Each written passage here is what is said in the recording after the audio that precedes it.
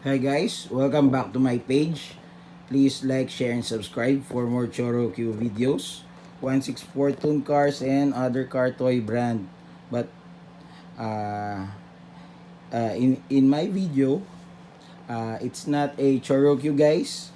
It's a Daiya, Daiya Toys Japan. Daiya. So it's a mix of plastics and metal guys, and it's all made in Japan.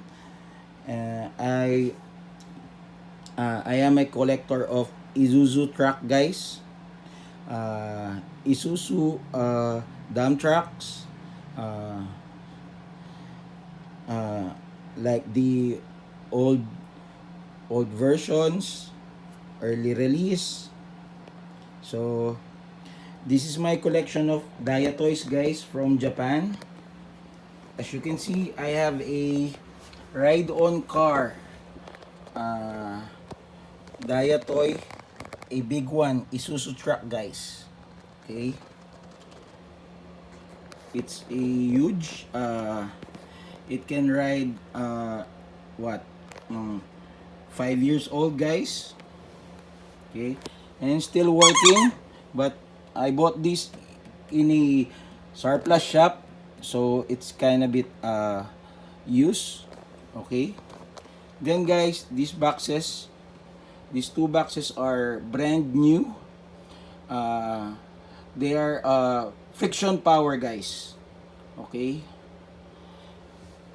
this one is the old version of this V10 truck from Isuzu guys.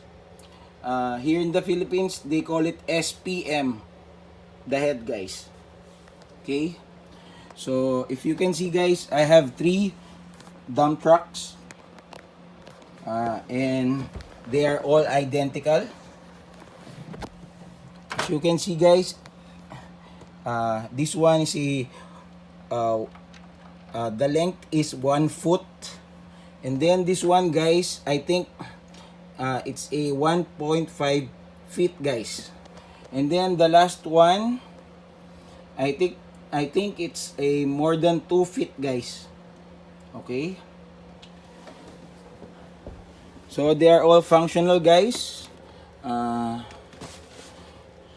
this one guys, as you can see, the dump box guys still working, even though it's a Japan surplus guys. I bought this a year ago. Okay, then this one guys, this one is a brand new without box, and it's kind of big, as in huge guys. Still working guys.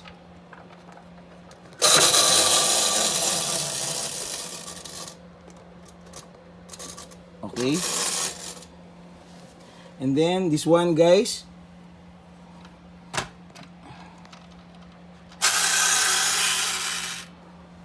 and working.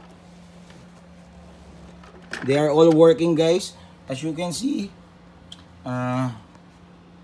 Daiya Super Steel. Then this one is a Bridgestone. Okay, then guys, I have another.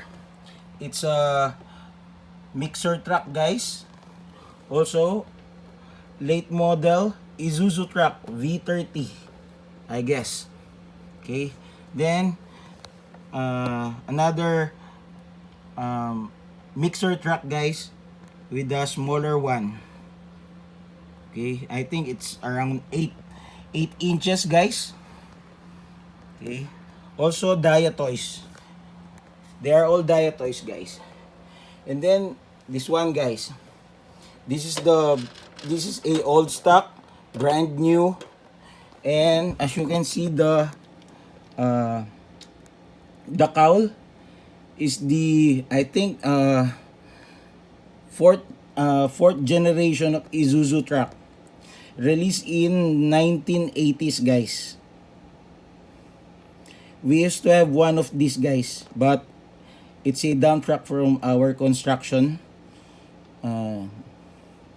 Okay, so growing up with this vintage truck, guys.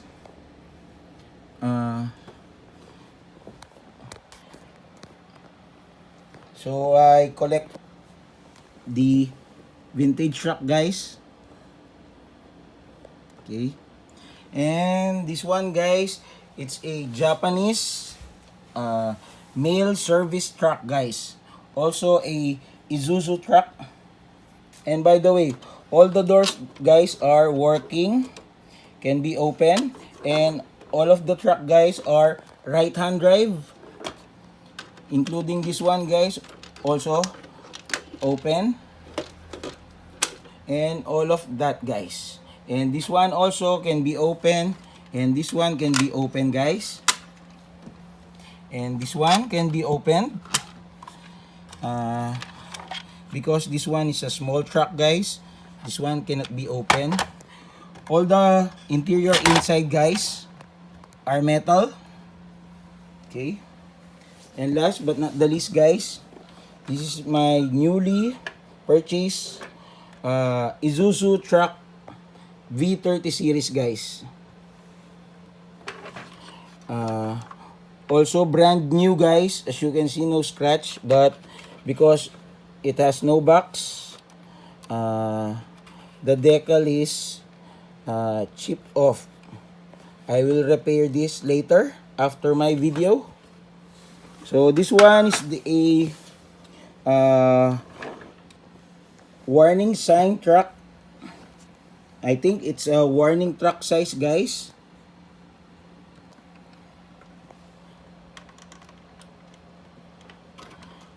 Let's see the back, guys. Okay.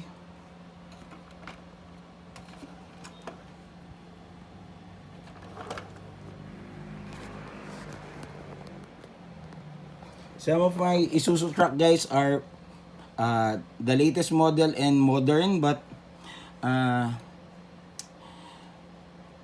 want to collect the vintage one, the old one, guys, because nowadays it's kind of bit hard to find to see this amazing vintage Isuzu truck, guys. They are all licensed by Isuzu to be produced by Daiya toys, made in Japan, guys. Okay, so it's not a Chorogyu. It's all about vintage Isuzu truck, guys. So hope you like my video, and thank you very much. Please like, share, and subscribe. And last but not the least, guys, the back of this mail service truck can be open, guys, and it's a tin can, guys. Okay,